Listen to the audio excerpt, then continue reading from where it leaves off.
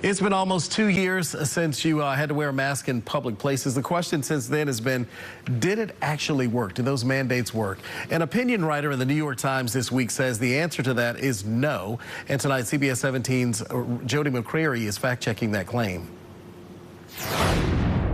A columnist in the New York Times based his opinion piece on a new study out of the UK. I checked it with an expert on masks from UNC. She says the study is missing context, and the columnist is reading it the wrong way. Anytime there's a catchy headline, it does sometimes let people draw different conclusions than maybe what the science is actually telling us. This column from opinion writer Brett Stevens appeared under the headline, "Mask Mandates Did Nothing. Will Any Lessons Be Learned?" It says mask mandates were a bust and called them a fool's errand from the start. Immediately, it drew criticism from all corners of social media. He based his argument on this study from Cochrane, a nonprofit in the United Kingdom that reviews medical trials.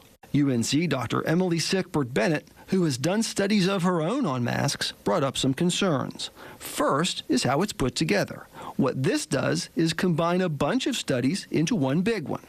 That includes some where people wore masks both all the time and only sometime. It also looks at other diseases besides COVID, such as several versions of the flu, before masks became a big deal. The largest of those studies was the only one that did look at COVID, and it found masking did show improvement, with a drop of 13% overall and a reduction of 35% among those at highest risk, those 60 and older. It doesn't seem appropriate to me to conclude from this study that masking was ineffective for COVID. It's one thing to question masks, but a completely different one to question mask mandates. And I explain why that difference is so important in my story online.